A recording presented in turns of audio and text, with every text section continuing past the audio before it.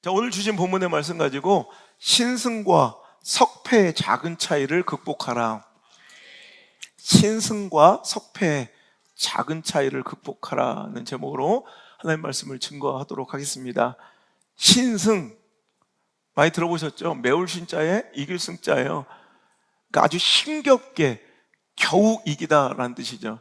석패 여러분 들어보셨죠? 아주 아쉽고 아깝게 패하고 졌다는 얘기예요. 우리 인생을 잘 살펴보면 백대빵 막 이런 거 없어요. 이긴 사람은 아주 그냥 아슬아슬하게 신승 겨우 이기고요. 지는 사람도 그냥 놀고 먹다가 완벽한 패배가 아니라 아주 아쉽고 안타까운 작은 차이로 인하여 아주 애석하게 안타깝게 너무너무 아쉽게 지더라는 말이에요. 우리 인생이요, 신승과 석패의 갈림길에 있는데 우리는 여러분 어렵게라도 반드시 이기는 자리에 있어야지 맨날 아쉽게 지고 안타깝게 지고 애석하게 결국 패하는 자리에 여러분 있어서는 안 된다는 거예요. 여러분 오늘 다윗의 이야기를 보면 다윗은 지금 굉장히 선하고 순수한 동기로 하나님의 궤를 이스라엘, 즉 예루살렘, 자기 민족과 나라 백성의 중심부이자 수도이자 영적인 심장부로 옮겨오려는 하나님의 궤가 하나님의 임재와 현현을 상징하고 언약과 약속을 상징하는 그 고귀한 하나님의 궤가 사람들의 무관심 가운데 거의 70여 년을 방치되어 저 산속에 방치되어 있는 거예요. 오늘날로 말하면 서울에 굉장히 중심부에 모셔져야 될 이런 가장 하나님의 영광 국가의 보배가 저기 산골짜기에 여기 또 전국에 있으니까 또 어디 지역을 얘기한 그런 하여튼 저 지방에 그래 남창 우리 이해합시다, 그죠?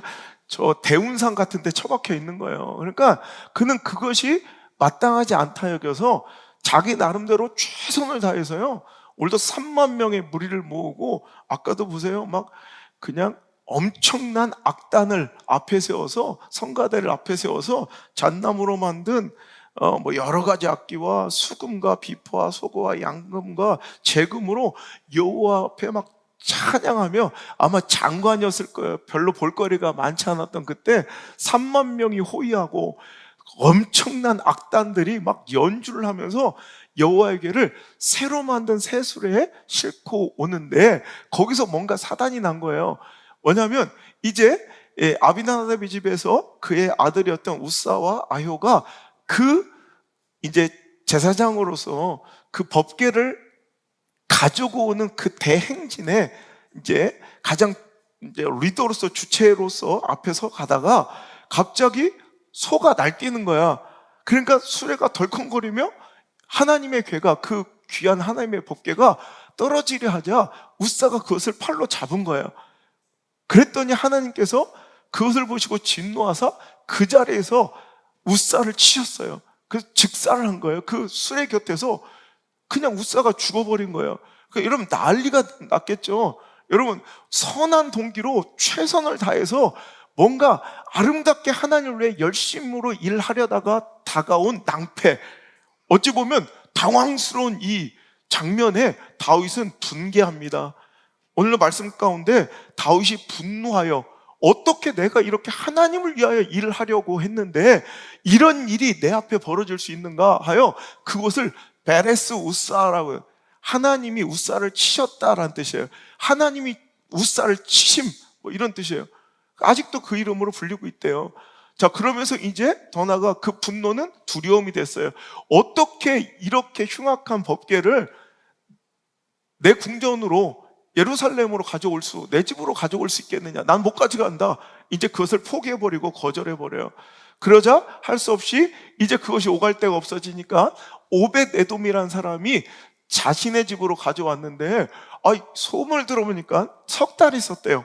오벳 에돔의 집에 석 달이 있었는데 하나님께서 그의 오벳 에돔의 그 하나님의 법궤를 모신 것으로 인하여 그 집을 형통케 어떻게 하셨는데 어마어마한 축복이 임하는 것을 보고 다윗이 다시 진정으로 회개하고 가서 정말 전심으로 하나님을 찬양하고 예배하며 다시 그 교회를 이끌어오는 다시 잔치자리.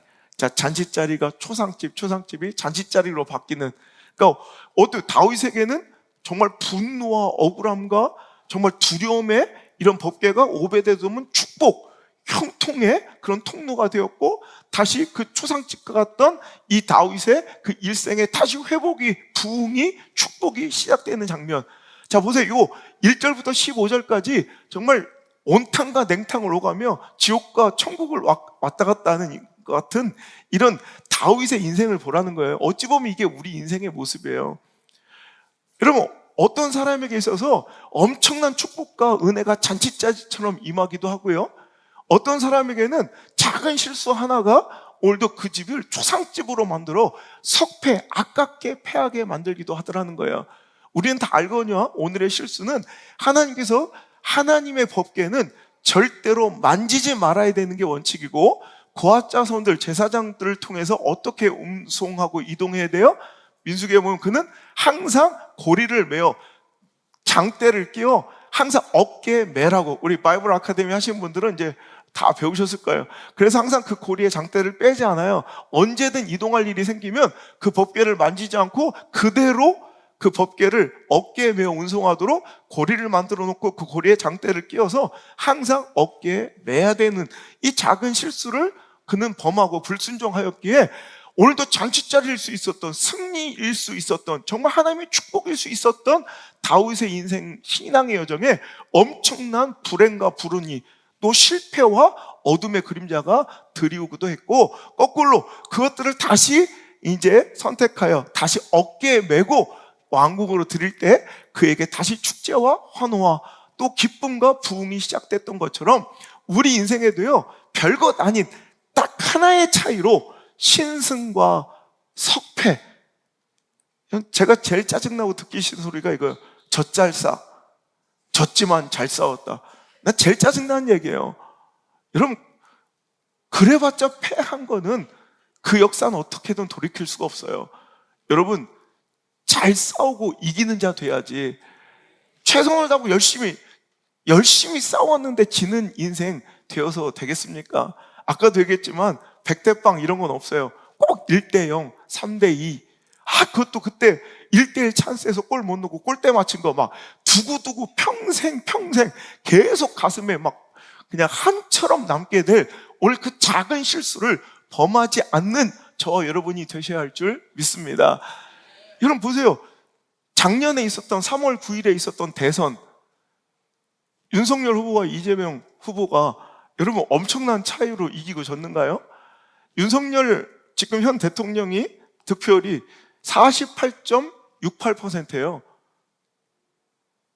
이재명 후보가 47.8%예요.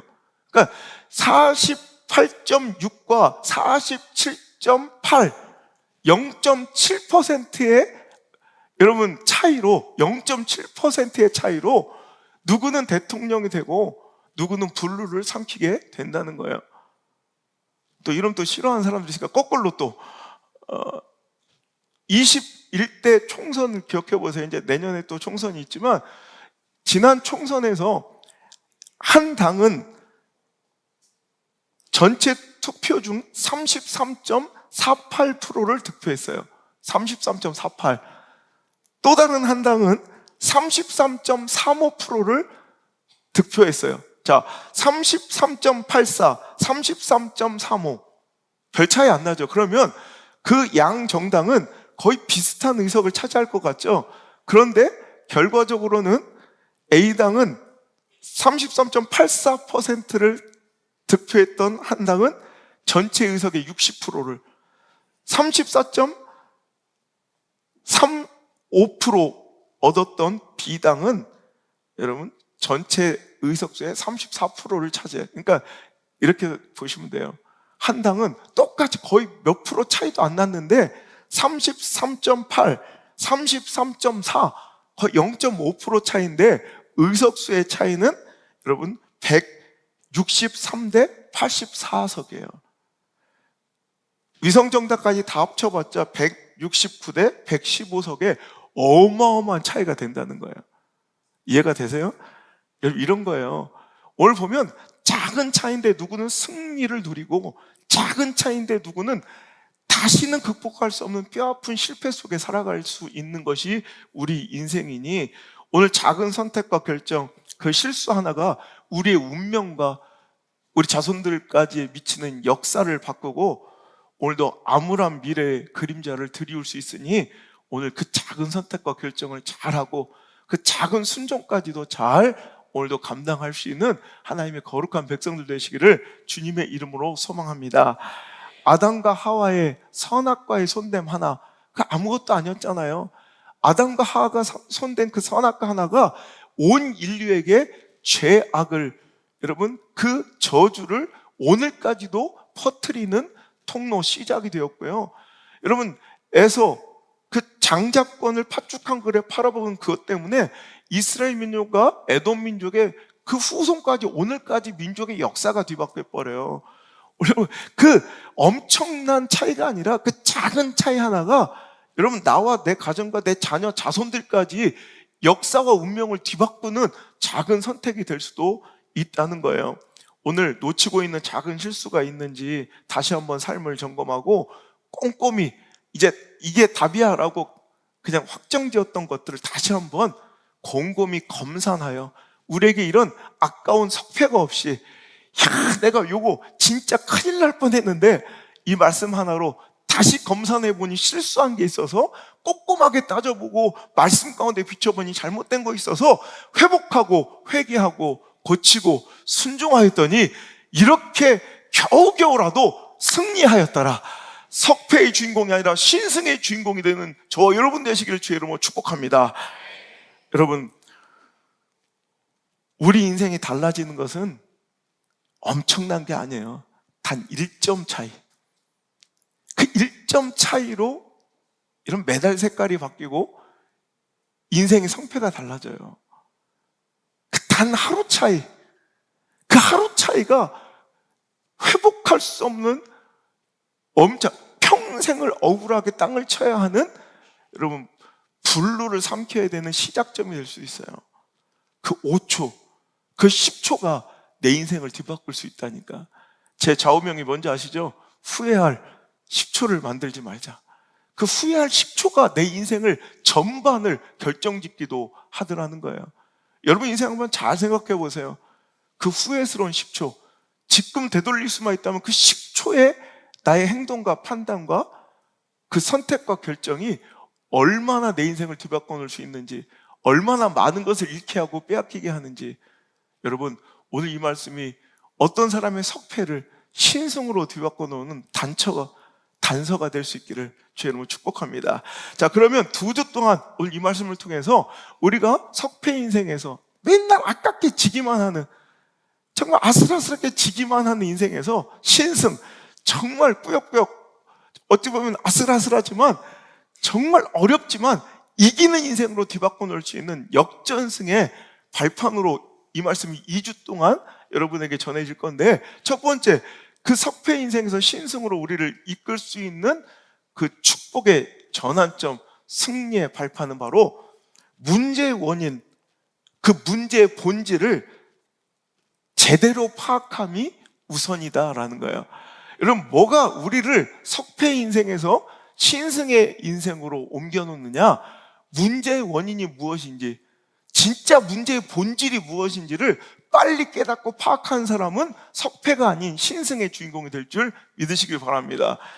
그럼 오늘 문제, 이 경사스럽고 행복하기만 했던 그날 그 순간은, 그 잔치집 같은 그 아름다운 추억이 될 수 있었던 순간을 초상집 아수라장으로 만든 그 사건의 그 원인, 발단은 뭐예요? 여러분, 수레의 법궤를 옮긴 거예요. 하나님께서, 자, 민수기 4장 15절에 진영을 떠날 때 아론과 그의 아들들이 성소와 성소의 모든 기구 없는 일을 마치거든 고핫 자손들이 와서 맬 것이니라. 그러나 성물은 만지지 말라. 그들이 죽으리라. 회막 물건 중에 이것들은 고핫 자손이 맬 것이며, 어떤 성물이든 특히 하나님의 법궤는 고리로 장대 깨어 항상 어떻게 하라? 조화짜서 어깨에 매는 것이 법이고요. 만지지 않는 것이 원칙이었어요. 근데 이것을 위반한 다윗의 실수 하나가 그 잔치집 정말 행복하기만 했던, 정말 하나님과 아름다운 추억을 쌓을 수 있었던, 축복이 그에게 임할 수 있었던 그 현장을 아수라장, 비통한, 하나님께 분노하고 하나님을 오히려 떠나가는 그런 여러분 실패의 자리로 만들어 놓은 그 원인이었다는 거예요.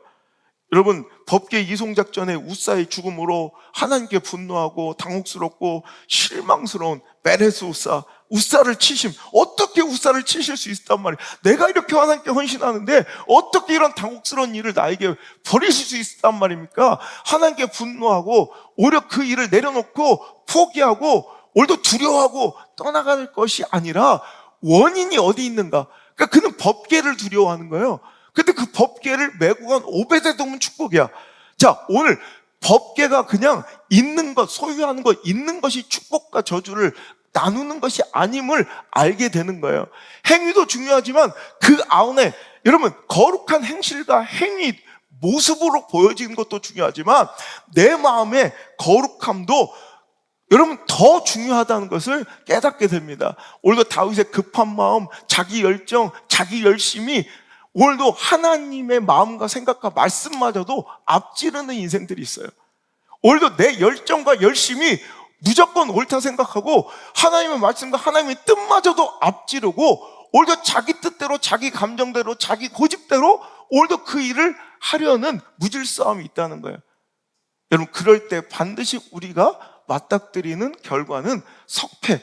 열심히 일하고 열심히 충성하고 열심히 헌신했는데 결국은 석패. 정말 이상하게 아깝게 지기만 하는 베레스 우사의 그 자리가 내 이름만 바뀌는 여러분 안타까운 분노의 자리, 하나님을 두려워하여 오늘도 나에게 맡기신 소명과 사명을 내려놓아야 되는 그런 안타까운 자리가 될 수 있음을 여러분 꼭 기억하시길 바랍니다. 무엇이 문제였는가를 알아야 돼요. 그냥 법궤를 내려놓고 도망칠 게 아니라, 법궤를 두려워하고 하나님께 분노할 게 아니라 뭐가 문제였는가, 그 문제의 원인을 알아야, 이런 사단이 발단한 그 이유를 제대로 알아야 여러분 다시는 실패하지 않고 이젠 그 실패 현장을 오히려 신승, 내가 겨우 다시 이것을 회복하여 이긴 자리로, 그 추억의 장소로 만들 수가 있다는 것이죠. 여러분 문제의 본질, 여러분 인생의 안타까운 실패 현장에서 여러분 그 문제의 본질이 뭔지 알아요? 여러분 그거 깨달으려고 해요? 그냥 눈앞의 현실과 현상에만 취해서 분노하고 하나님을 두려워할 것이 아니라 문제의 본질을 찾아야죠. 왜 이런 일이 계속 반복되는지 이유를 알려고 해야죠. 그리고 여러분 이것을 못하니까 자꾸 똑같은 실수가 반복되고 대를 이어 이런 석패 인생이 되는 거예요. 아싸리 팽팽 놀고 일 안 하다가 별로 복 못 받으면 괜찮은데 꼭 열심히 일해놓고 잘 싸워놓고 지들 하는 거예요. 헌신하고 지들 하는 거예요. 여러분 이게 얼마나 안타까운 일이야. 더 이상 안타까운 석패가 여러분의 인생 되지 않길 바라요. 오늘 문제의 원인을 잘 파악했더니 다시 회복한 인생, 역전된 인생, 반전의 드라마의 주인공 바로 여러분 되시길 주의 이름으로 축원합니다. 제가요 자연인 좋아하잖아요. 나는 자연인이다 보다가 내가 참 안타까워서 내가 메모를 해.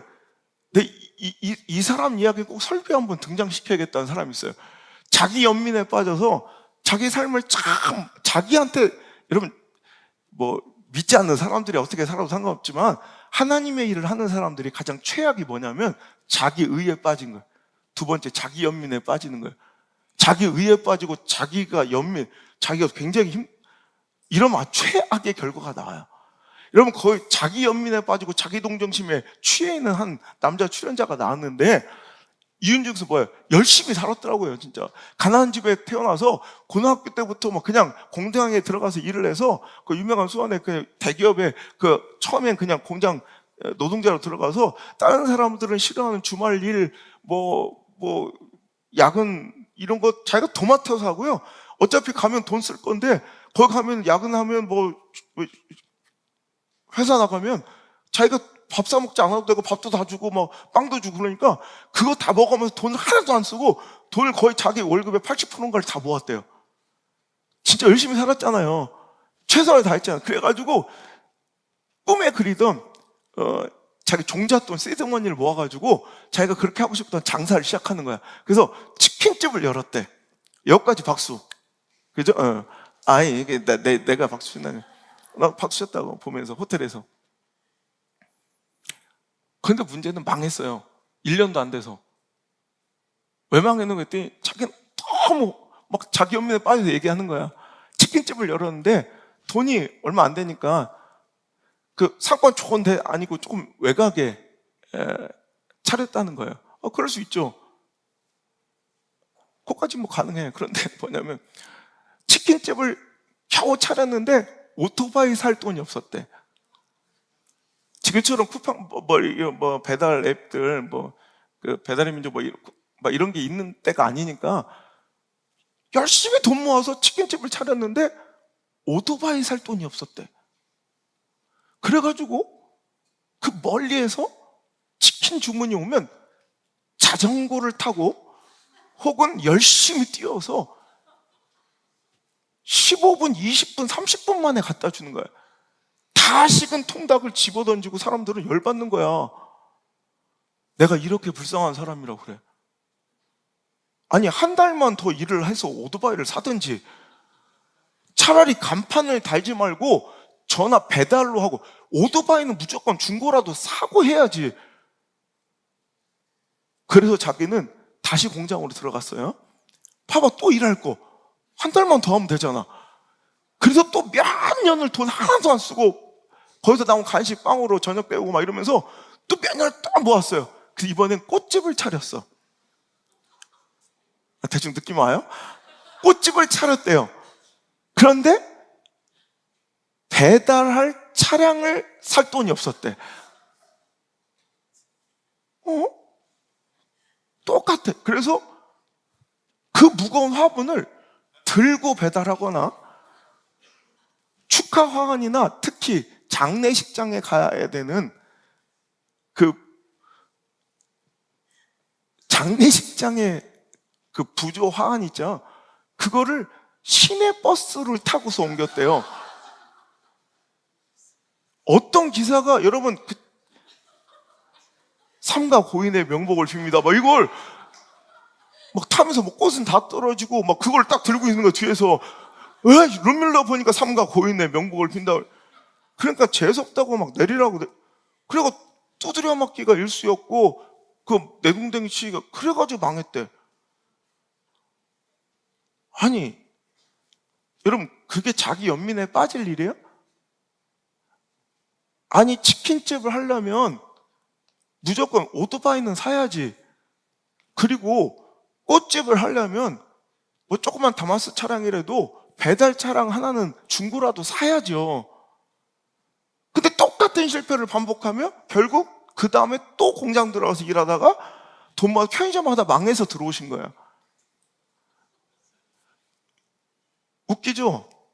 근데 여기 안에 수두룩 빽빽해요. 여기 지금 본질이 뭔지도 모르고 맨날 자기 연민에 빠져서 똑같은 실패를 반복하면서 여기 수두룩 빽빽해.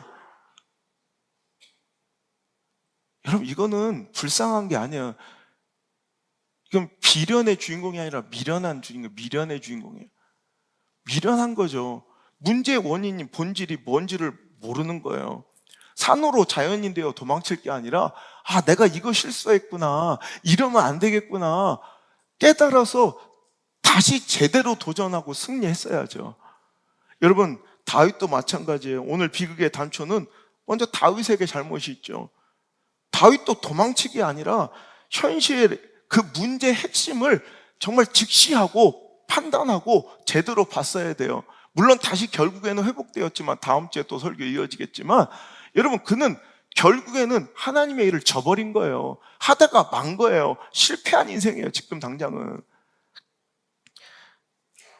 하나님께서 말씀하신 그대로 순종했어야죠.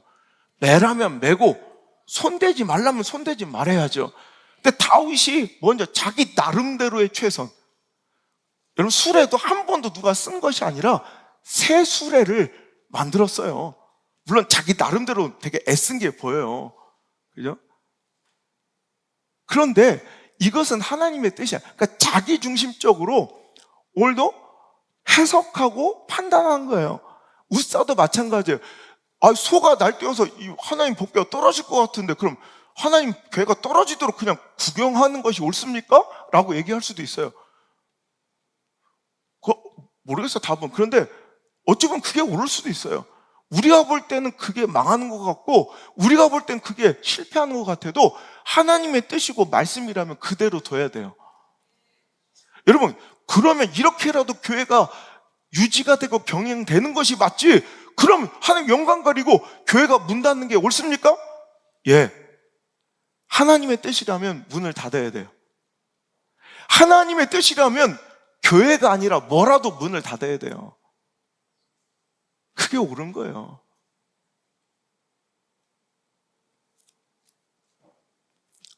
우리 입장에서는 이해되지 않을 거죠. 하지만 하나님의 말씀이라면 우리는 그렇게 행해야 되고 그렇게 그대로 두어야 합니다. 다윗과 우사 모두 하나님이 아니라 자신이 더 앞서 하나님의 거룩을 훼손하고 있는 거예요. 이것은 하나님 중심의 믿음이 아니라 자기 중심의 믿음이 될 수 있는 가장 최악의 위험한 짓이에요. 여기 열심히 일하는 분들 잘 들으세요. 열심과 열정이 무조건 승리를 가져다 주지 않고요, 하나님의 기쁨이 될 수 없다는 거예요. 지난 시간에도 배웠죠? 베드로는 그 열심과 열정으로 주님을 위해 일하려 했지만 사탄이라는 책망을 듣게 되었어요. 왜? 하나님의 일은 생각지 않냐고, 도무지 사람의 일을, 네 감정이 중요하구나, 네 자식 새끼가 중요하구나, 네 부인이 중요하구나, 네 남편이 중요하구나, 네 관계가 중요하구나, 네 감정이 중요하구나. 그러면 열심히 일하는 교회 안에 사탄이에요. 하나님 일 열심히 감당하고 있는 직분받은 사탄이에요. 이런 목사라고 불리는 사탄이 될 수 있는 거고요. 하물며 여러분들이야. 참된 거룩은 행위 안에 있는 것이 아니라 그 마음의 거룩함이 먼저 선행돼야 할 줄 믿습니다. 무슨 얘기인지 아시겠죠? 내 마음이 거룩함이 없는 거야. 내 마음의 순결함과 절대적인 순종이 없고 항상 지가 앞서는 거야. 요즘에 내가 아슬아슬한 사람들, 사역자들이 몇 명 있어요. 저러면 하나님께서 거두시겠구나. 오늘 이 시간에 말씀을 듣고 변화되면 되겠지만 그대로 나가면 베레스 우사의 자리가 바로 저와 여러분, 그 사역이 망하면 그 사람만 망하는 거겠습니까? 우리 함께 망하는 거고. 그럼 저 또한 그렇게 되는 거겠죠. 안타까운 마음에 하나님 말씀으로 경고합니다. 오늘도 여러분, 오베데돔을 보세요. 오베데돔은 이런 생 난립한 속에서 하나님의 법궤는 뭔가 저주의 상징처럼 보여요. 이 법궤가 어디서 온 건지 아세요? 오늘 어디서 왔대요? 아까 여러분이 2절, 다윗이 일어나 자기와 함께 있는 모든 사람과 더불어 바알레 유다, 이것은 기랏 여아림의 옛 이름이에요. 기랏 여아림. 이게 사무엘상, 지금 사무엘하 6장에 사무엘상 5장에 보면 하나님의 법궤를 이용하고자 했던 이런 불충함으로 전쟁에 나갈 때 하나님의 법궤를 가지고 나면 승리한다. 법궤 자체가 아니라, 보세요, 법궤가 승리를 보장하는 게 아니에요. 법궤 자체가 축복이 아니에요. 그 법궤를 대하는 우리의 마음의 진정과 순결이, 거룩이 복이죠. 근데 그들은 법궤를 이용하고 싶은 거예요. 하나님의 능력만 취하고 싶은 거예요. 당연히 블레셋 사람들에게 그 법궤를 빼앗겨요. 다곤 신전에 그것이 놓여지, 전리품으로 놓여지는 끔찍한 일.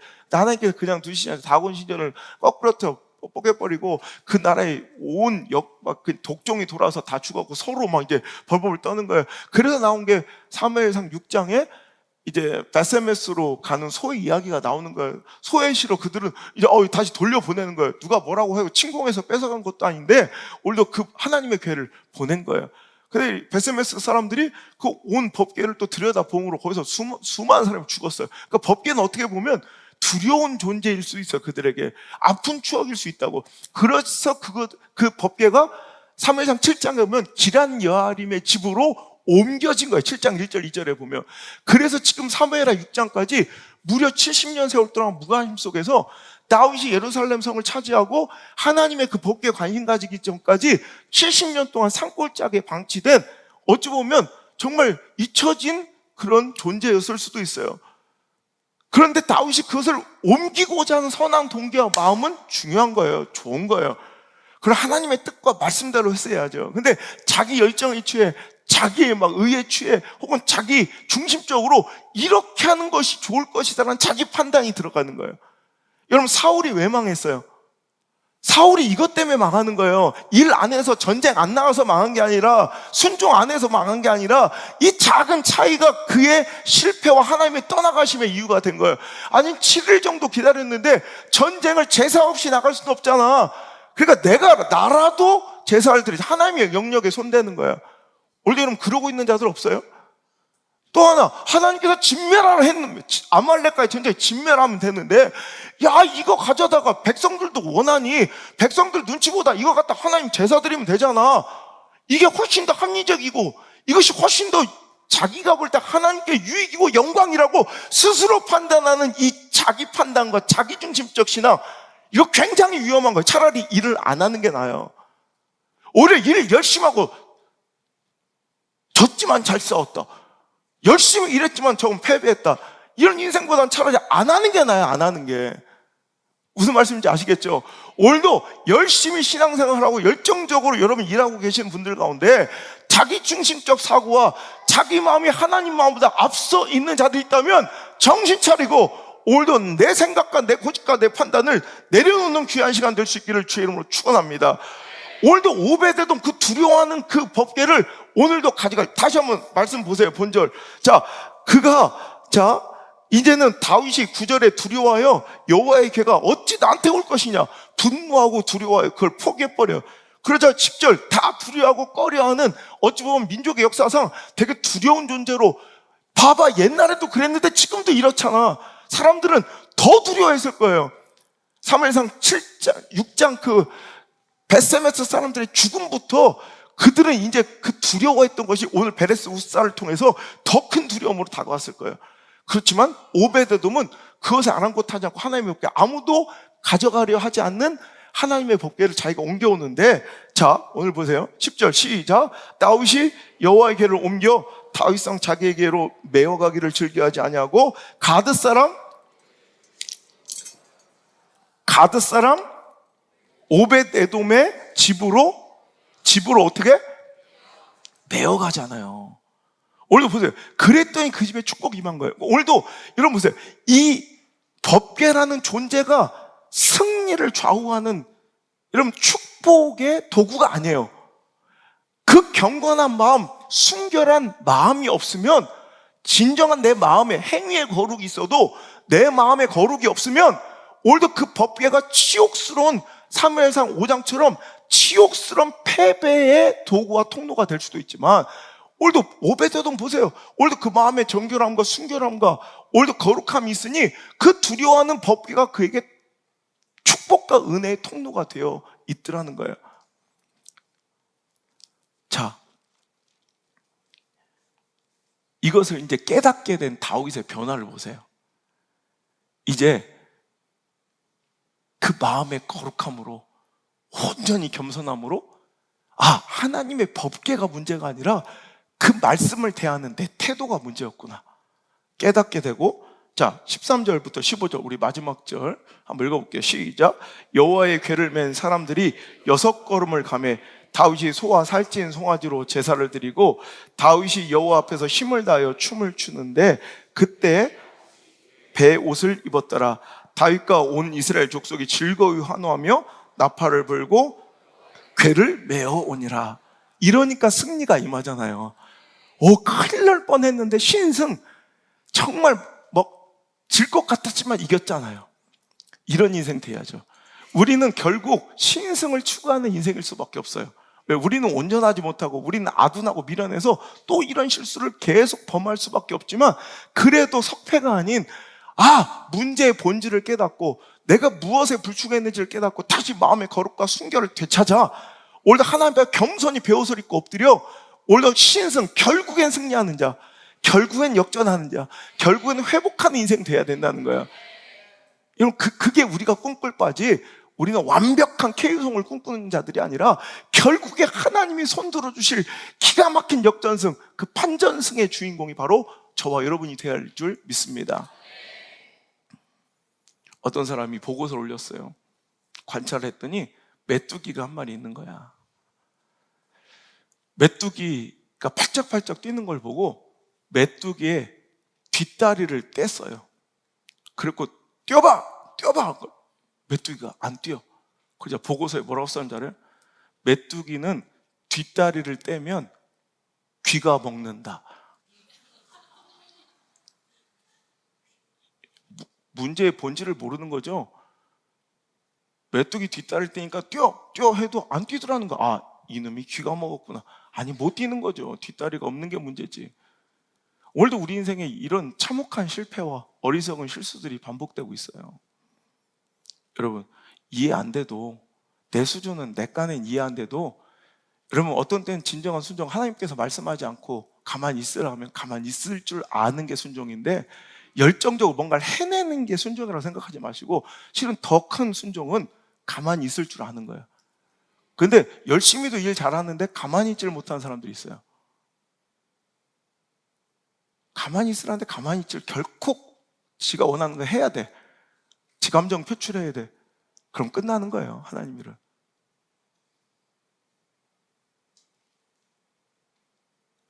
이게 베레스 우사의 참혹한 실패가, 안타까운 석패가 우리들의 결론되면 되겠냐는 거예요.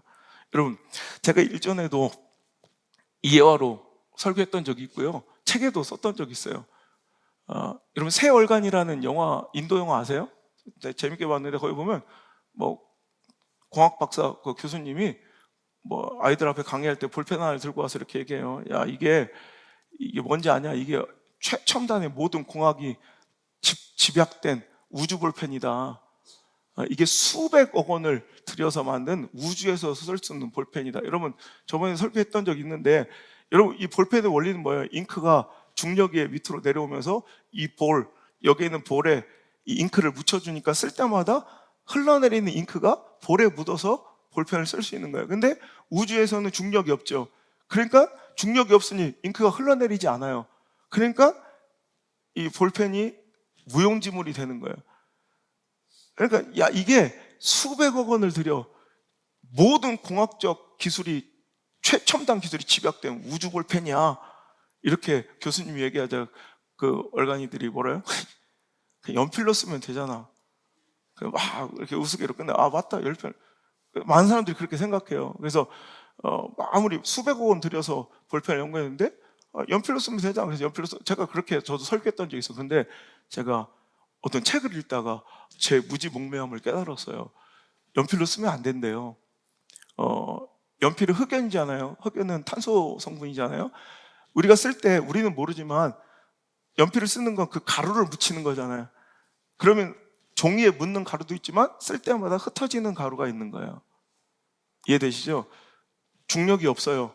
그럼 위로 막 떠다니는데 그 흑연심이 우리 눈에 보이지 않지만 그 날아다니는 그 흑연심이 그 최첨단의 아주 정밀하고 정교하고 아주 민감한 우주선 안에 어느 틈에 끼면 어떤 오작동이 있을 줄 몰라서 절대로 연필을 쓰면 안 된대요. 그리고 연필의 흑연에 여러분 주 성분이 탄소잖아요. 탄소는 연소가 너무나도 잘 되는 물질로 우주선에 절대로 탑승할 수 있는, 우주선에 가지고 갈 수 없는 위험 품목 중에 한 가지가 탄소래요. 탄소. 절대로 흑연은 가지고 반입할 수도 없대요. 보세요, 우리는 옅은 지식으로 우스갯거리 만들어요. 하나님의 말씀이 이렇게 하면 이렇게 된 것이 더 합리적이고 내 판단이 옳아라고 생각해요. 근데 더 깊이 들어가 보면 네가 알지 모르는 무언가가 있다. 왜 무당처럼 들려요? 네가 모르는 뭔가가 있다. 그러니까 모르면 그냥 시키는 대로 하는 게 지혜다라는 거예요. 근데 문제는 뭔지 알아요? 내가 모른다는 걸 인정을 안 해요. 내가 다 옳다고 생각하니 문제예요. 내가 다 안다고 생각하니 문제예요. 우리는 무지하고 알지 못하니 누군가의 연구, 누군가의 고매한 지식을 가볍게 여기고 우습게 여기며 자기가 꽤 합리적이고 자기가 꽤 지혜롭다고 생각하며 이런 게 훨씬 더 좋은 방법이고 선택일 거라고 생각하며 오늘도 연필로 쓰고 있더라는 거예요. 근데 그러지 않아야 된다는 거예요.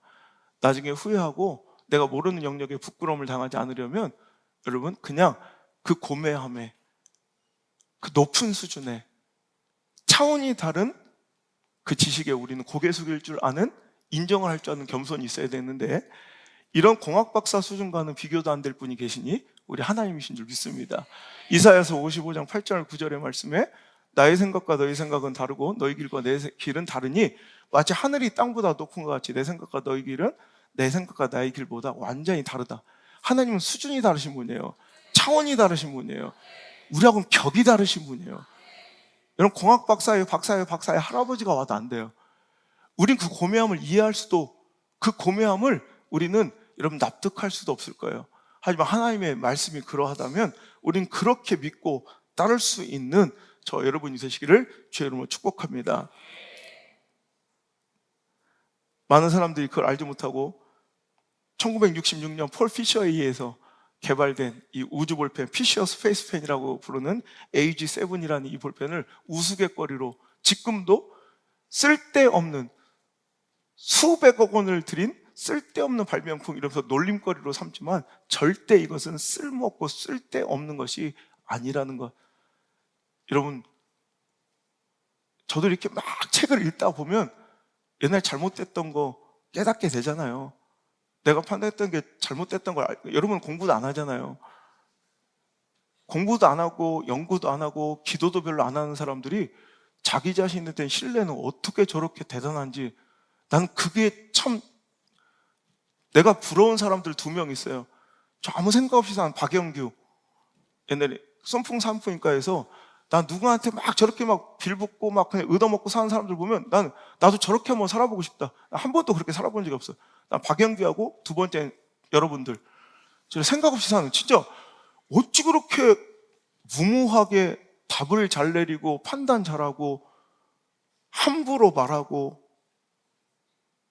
난 이 오만함의 고집에 난 박수로 경의를 보낼 때가 있어요. 그렇게 살다가 한 방에 훅 갑니다.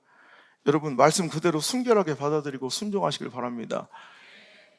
여리고성이 어떻게 무너졌어요? 이스라엘 백성들이 7바퀴 도니까 여리고성 무너졌죠. 우리 잘 알죠. 그럼 뭐 여리고성을 무너뜨린 건 그들의 발걸음과 진동이에요? 그들이 여리고성을 도는 게 문제가 아니라 말씀에 순종했기 때문에 무너진 거예요. 어떤 성을 만났는데 내가 일전에 한번 그런 적이 있다고 또 7바퀴 돌고 지금도 막 땅 밟게 하고 막 그러잖아요. 여러분 순종이 대단한 거예요. 순종이. 순종 안 하고 형식만 따라하면 여러분 다윗의 새수레와 다를 것이 없다는 거예요. 내 나름대로 최선을 다했어. 근데 결국엔 결국엔 은혜가 떠나가 은혜의 촛대가 옮겨지는 과정. 그런 교회, 그런 사역 되어서야 되겠냐는 거예요. 가나의 혼인잔치의 물이 포도주로 변한 것이 합리적입니까? 우리는 합리적으로 아마 내 생각이 앞선다면 야, 저 빈통에다가 그냥 이 육신의 어머니 마리아가 그러잖아요. 무슨 일을 시키든 시키는 그대로 하라. 이게 핵심 포인트예요. 근데 우리 생각에는 그래도 물은 아니지요. 내가 포도주는 아닐지라도 포도 주스라도 부어야 되겠습니다. 뭐 이렇게 하면 되겠어요? 그냥 시키는 그대로 해야 된다는 거예요. 근데 우린 이걸 못해서 여러분 결국 보면 아무것도 아니에요. 그냥 맸으면 되는 거고 그냥 부었으면 되는 거고 그냥 돌았으면 되는 건데 돌다가 꼭 뭔가 입을 벌리고 뭔가 이래서는 안 되겠다. 우리가 너무 능동적이지 못했다. 이러면서 6바퀴 반 돌다가 꼭 고명이야. 돌다가 돌아버리는 거야, 이거. 여러분, 물도 채우다가 마는 거야. 이러니 문제야. 전폭적이고 완벽한 fully obey, 완벽한 순종. 여러분, 완벽한 타협이 없는 어떤 부분적인 것이 아니라 fully obey, 완벽한 복종. 이것이 하나님께서 우리에게 원하시는 여러분 순종의 모습인 줄 믿으시면 아멘. 여러분,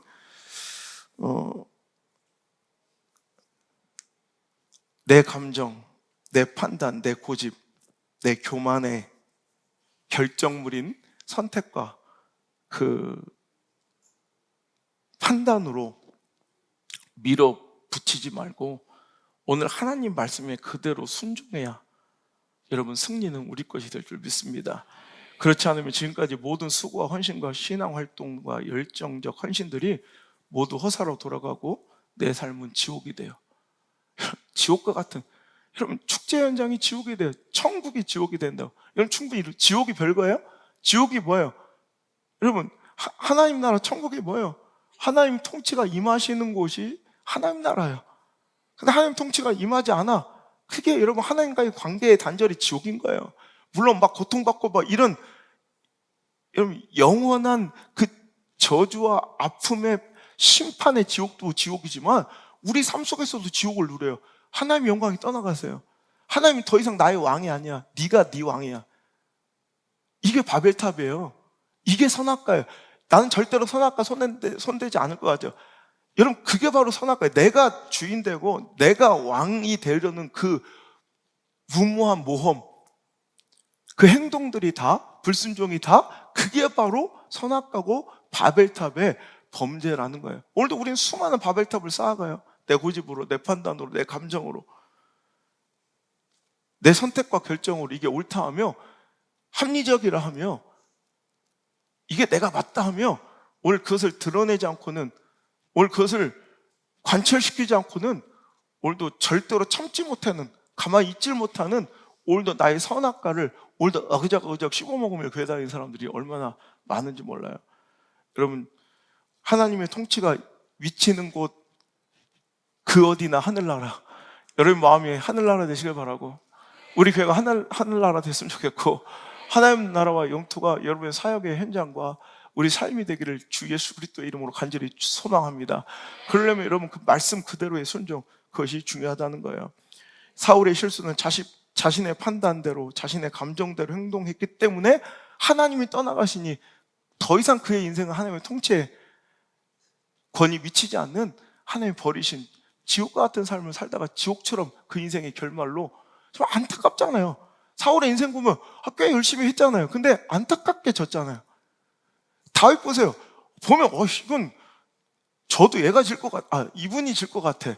사울은 약간 우리의 마음, 법정서나 우리 법감정상 사울이 조금 더 동정이 가지 않아요? 우리 솔직히 말하면 다윗보다는 다윗이 더 좀 죄가 악랄해 보이지 않아요? 더 심해 보이지 않아요? 근데 하나님 손은 늘 다윗의 손을 들어주더란 거예요. 왜? 그는 이 작은 차이를 극복하고 문제의 본질을 알아 그때마다 회복했어요. 회복하는 거예요.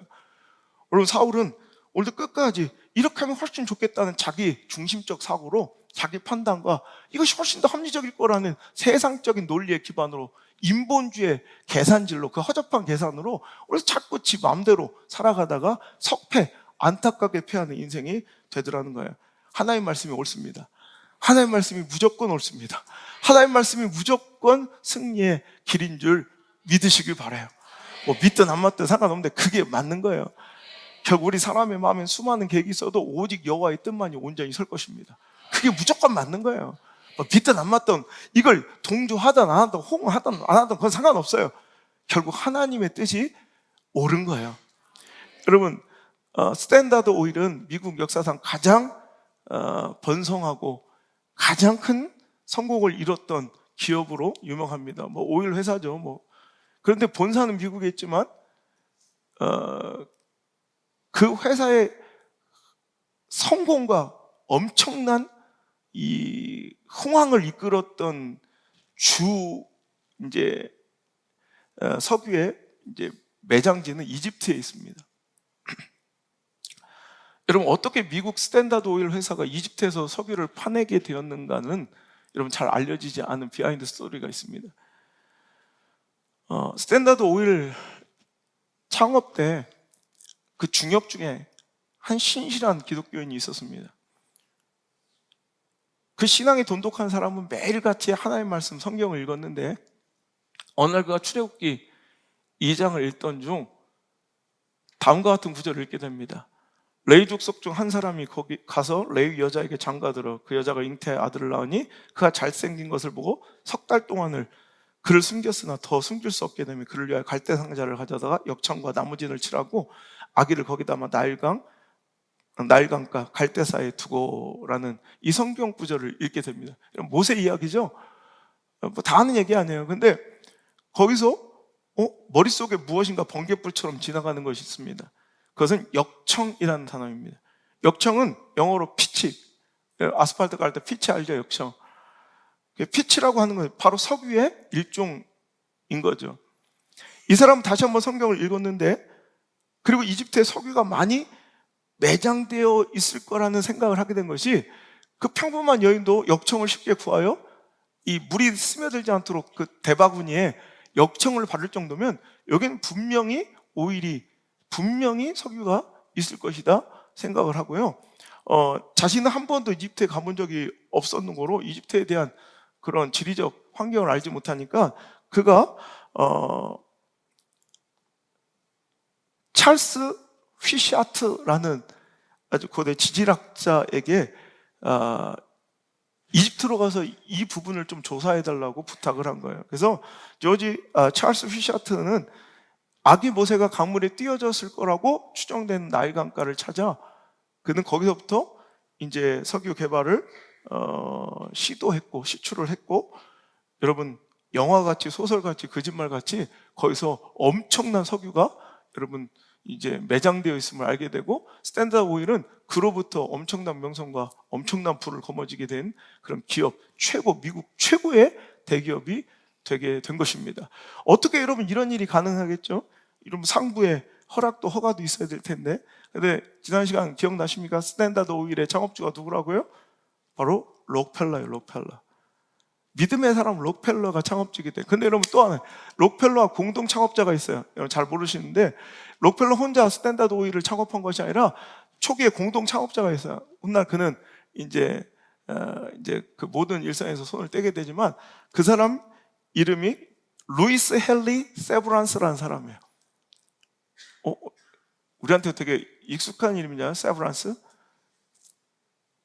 병원. 맞아요. 그분이 세운 거예요.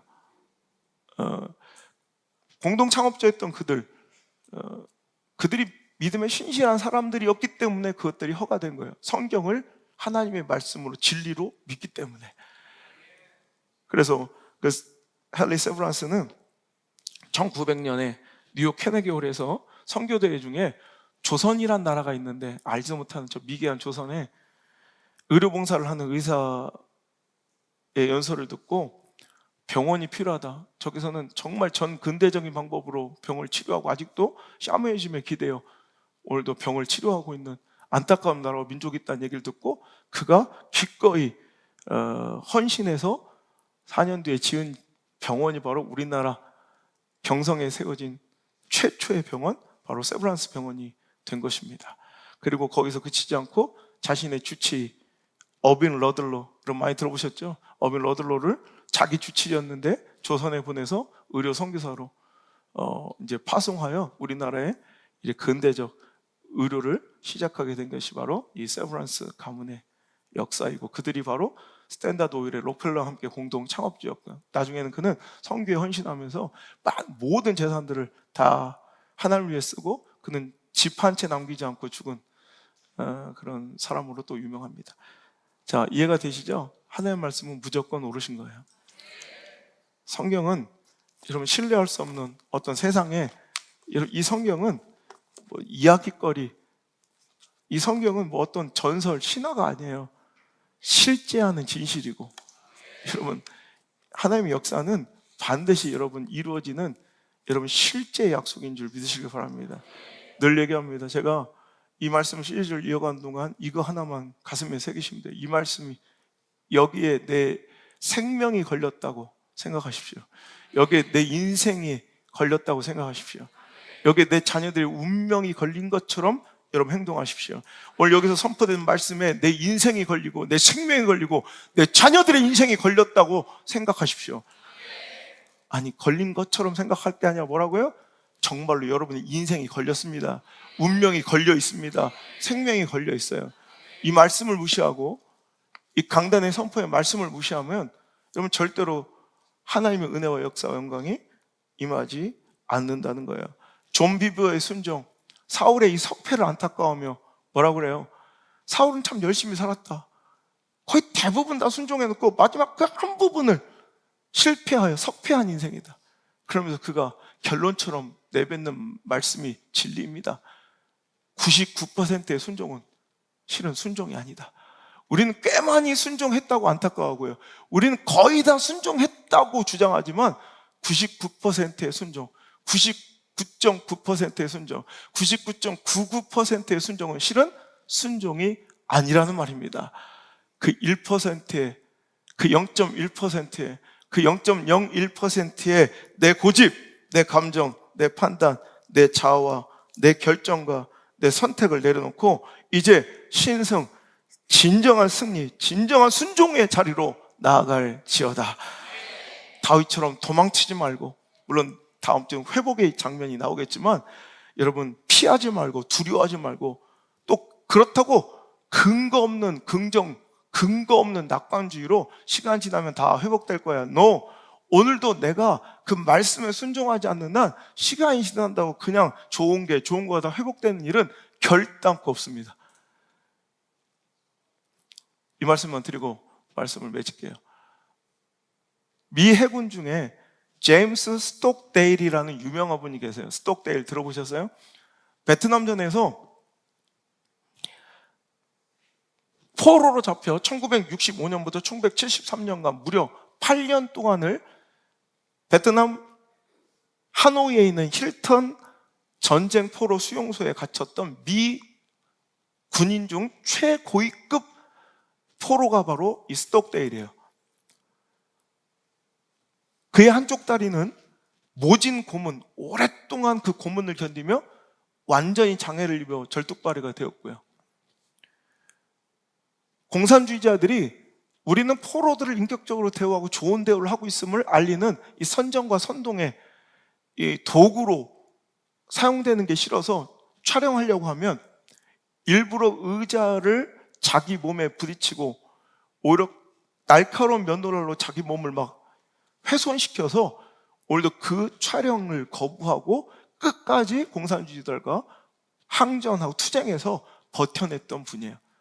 그리고 기적처럼 꿈처럼 그가 그리던 8년의 세월이 끝나고 그는 그 가운데 수많은 자들이 다 죽고 사라졌지만 결국은 버티고 살아내서 그는 포로 수용소에서 나오게 되고, 그는 미국 역사상 최초로 조종사 기장과 의회 명예훈장을 단 삼성 장군으로서 역사에 기록되게 되고 2005년에 돌아가셨는데, 그는 미국의 영웅이에요. 그런데 이 많은 사람들이 어떻게 스톡데일이 그 수많은 포로 수용소의 그 엄청난 고문과 비참한 처참한 상황 속에 많은 사람들이 다 죽어나갔는데 어떻게 그곳에서도 리더십을 발휘하며 끝까지 버티고 살아 돌아올 수 있었을까에 대한 연구를 할 때 항상 나오는 것이, 그는 긍정적이되 냉철하게 현실을 직시하는 눈이 있었다. 뭐라고요? 긍정적이기만 하지 않고 현실을 냉철하게 직시할 수 있는 눈이 있었기 때문이다 라고 평가합니다.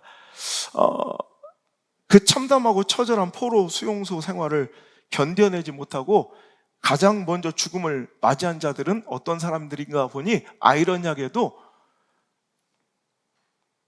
낙관론자들, 긍정주의자들이었다는 거예요.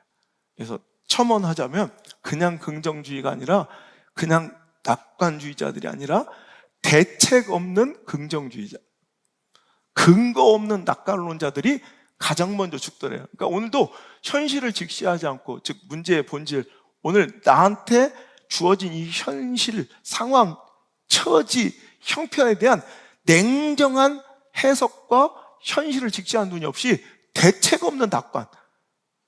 그런 사람 많아요, 여기. 근거 없는 긍정. 다 잘 될 거야, 잘 될 거야. 다 하나님 보아서 나중에 다 잘 될 거야. 그러면서 뭐라고 생각해요? 크리스마스 오기 전에 우린 꼭 자유하게 될 거야. 크리스마스가 지나가. 그럼 절망해. 막 며칠 동안 쳐울다가, 그래, 부활주일 될 때까지, 부활절까지는 하나님 은혜 우리는 그냥 벗어날 거야. 그래서 부활절 지나면 또 펑펑 울어. 그러다 추수감사절까지는, 그 11월 지나도 크리스마스가 올 때는 반드시 나는 가족들과 캐롤을 부를 거야, 이렇게 계속 하다가 나중에 낙심이 계속 안 되네 결국 스스로 자멸하여 죽음을 맞이하더래요. 그 실망감에 가장 먼저 포로 수용소에서 견디지 못하고 죽는 사람들은 다 대책 없는 긍정론자, 이거 근거 없는 낙관주의자들이 가장 먼저 죽더래요. 여러분, 이 험하고 힘든 시기에, 절망적인 시대 상황 가운데 여러분 현실 속에서 물론 도피하지 않고 버티는 때 소망을 품는 것은 참 어쩌면 되게 중요한 요소이고 당연한 일일 수 있습니다. 그런데 그것만으로는 안 된다는 거예요. 낙관적이고 긍정적인 믿음과 소망을 잃지 않는 우리 자세는 필요하되, 뭐가 있어야 된다고요? 당장 눈앞에 어려운 현실, 참혹한 현실, 그리고 희박한 가능성에 대한 냉철한 인식과 그것을 인정하고 돌파하려는 현실주의자적인 마음가짐도 또한 무엇보다도 중요하다는 거예요. 제가 여러분 일전에도 강조했던 것처럼 제가 좋아하는 짐 콜린스의 Good to Great, 좋은 기업에서 위대한 기업으로를 썼던 이 짐 콜린스는 이 스톡데일 장군의 경험담을 토대로 그가 이제 만든 말이 있어요. 스톡데일 파라독스라고. 스톡데일 파라독스 역설이죠.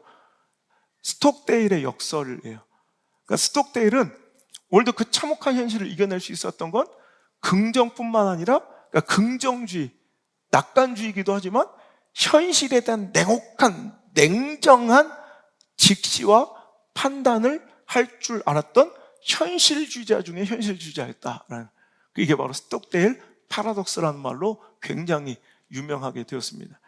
여러분, 오늘 절망적인 상황, 실패 중에 있습니까?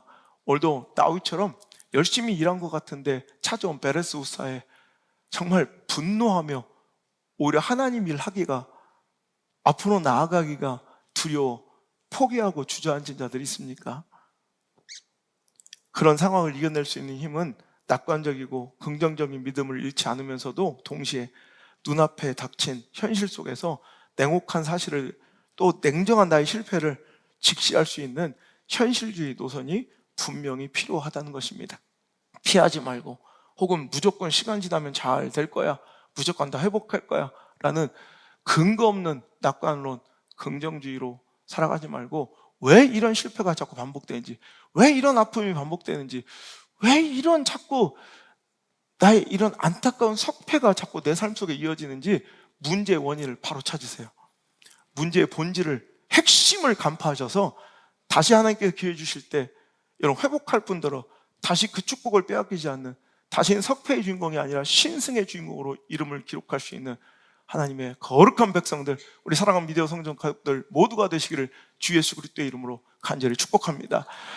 제 말씀을 전하는 주제는 이것입니다. 하나님의 여러분을 향한 소망은 이것입니다.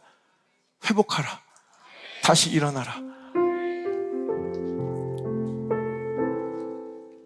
신승과 석패의 사이에서,